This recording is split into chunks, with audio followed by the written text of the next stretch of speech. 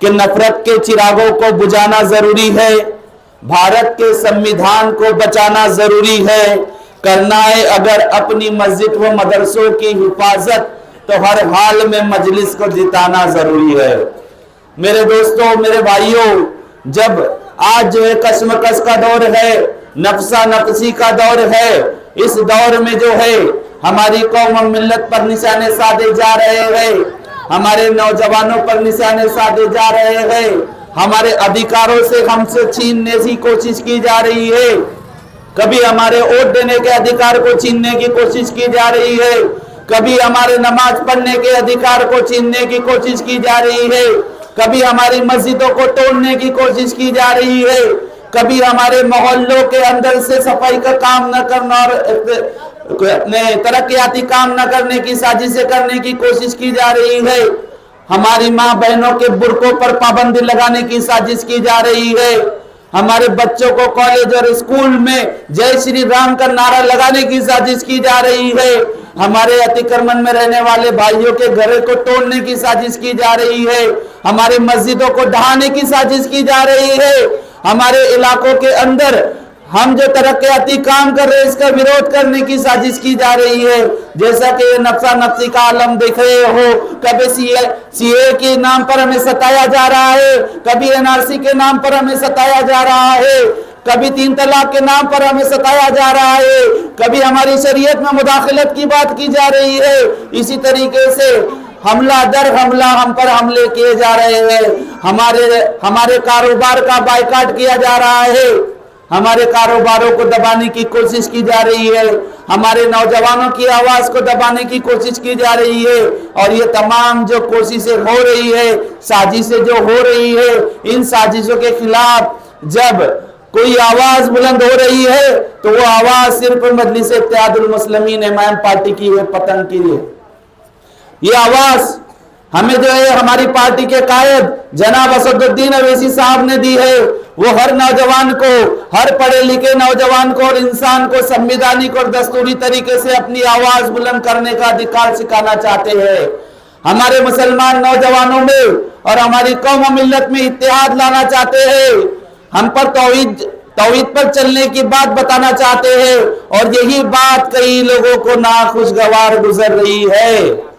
नाखुशगवार किस लिए गुजर रही है कि लोग चाहते हैं, जिस वक्त अंग्रेजों का दौर हुकूमत यहाँ पर हुआ करता था, उस वक्त मुसलमान जो एक बहुत बड़ी ताकत थे, पढ़ाई लिखाई में, एजुकेशन में, हर एतबार से ताकतवर थे, लेकिन इस ताकत को तोड़ दिया गया इनके अंदर फूट डालकर, मुसलमान के अंदर फूट डालकर राजनीति की जा रही है। उसी तरीके से इस्लाम में भी फूट डालने की कोशिशें की जा रही है। हाल ही में आपने देखा होगा कि पूरी दुनिया में मुसलमानों को सताया जा रहा है, फलस्तीन में मुसलमानों को सताया जा रहा है और गाजा में मुसलमानों के ऊपर जुल्म सितम हो रहे हैं। इसके अलावा उसी तेजी से अब हिंदुस्तान में भी नए जुल्म चलते हैं। कभी हमारे बुर्कों पर आवाज उठाते हैं, कभी हमारी मस्जिदों पर आवाज उठाते हैं। हमारे हर शब्द से इन्हें तकलीफ हो रही है, लेकिन क्यों हो रही है? क्योंकि देश में जो है आतंकवादी मानसिकता रखने वाले लोग हमें टारगेट कर रहे हैं, टारगेट का शिकार बनाने की कोशिश कर रहे हैं। अब इस दौर में हमारी कौम के अंदर रहनुमाई करने के लिए हमें किसी का इंतजार नहीं करना होगा। अब जिस तरह जो आप सल्लल्लाहु अलैहि वसल्लम के जमाने में खालिद बिन वलीद रज़ियल्लाहु ताला अन्हु जैसे लोग जो आकर इस्लाम के परचम को बुलंद करते थे और इसके खिलाफ आवाज उठने वाली बातों के लब्बैक या रसूल अल्लाह कहकर जो है संवैधानिक तरीके से मुकाबला करते थे, अब कोई खालिद बिन वलीद रज़ियल्लाहु ताला अन्हु जैसे लोग नहीं आने वाले हैं। अब मस्जिद अक्सा को बचाने के लिए कोई सलाहुद्दीन अय्यूबी जैसे लोग नहीं आने वाले हैं। अब हम में से ही हमें जो है हमारी क़यादत हमें ही करना होगा, हमारे अधिकारों के लिए हमें ही लड़ना होगा। मगर अब जो है हमसे संविधान के जरिए वोट करने के अधिकार को छीनने की भी साजिश की जा रही है। तो मेरे भाइयों, हमें जो है हमें हकीकत को जानना होगा और हमारे लोगों में से हमें ऐसी जमात को आगे करना होगा जो हमारे लिए हर आवाज का मुकाबला करे। जैसा कि हम देखते हैं जब हमें जो है पर्सनली टारगेट किया जाता है, उस वक्त पार्लियामेंट के अंदर सिर्फ असदुद्दीन अवैसी साहब की तरफ से ही हमारा डिफेंस किया जाता है। अगर मेरे भाइयों जरा सोचकर देखो कि अगर असदुद्दीन अवैसी साहब जैसी शख्सियत हिंदुस्तान की सरजमी पर नहीं होती तो क्या होता? कौन आवाज उठाता हमारे हक के लिए? अगर वो नहीं होते तो कौन आवाज उठाता हमारे 3 तलाक बिल के लिए, हमारे शरीयत में मुदाखलत के लिए? कौन आवाज उठाता हमारे मदरसों के लिए, हमारी मस्जिदों के लिए, हमारे बच्चियों के नकाब खींचने वालों के खिलाफ, गाय के नाम पर हमारे नौजवानों को मारने वालों के खिलाफ, हमारे खिलाफ नए नए बिल पास करने वालों के खिलाफ जब वो हमारे लिए आवाज उठा रहे हैं तो ये देखकर सियासी पार्टियों को तकलीफ होने लगी है। जैसा कि हमने देखा धुलिया शहर के अंदर वन साइड लोग जो है एक ही जमात की क़यादत कर रहे हैं और वन साइड बीजेपी को जिताने के इरादे रख रहे हैं। हम जब जा रहे हैं तो सभी जानते हैं, सभी को पता है कि धुलिया के अंदर बीजेपी की सीट 40-50 से ज्यादा आने के इम्कानात नजर आ रहे हैं। लेकिन मुसलमान इलाकों में इत्तेहाद ना दिखे, मुसलमान इलाकों में यूनिटी ना दिखे, इसके लिए हमारे इलाकों के अंदर कई पार्टियों को दाखिल कर दिया गया है और इन पार्टियों के सियासी आकाओं ने हमारे वोटों को फोड़ने की साजिशें की है।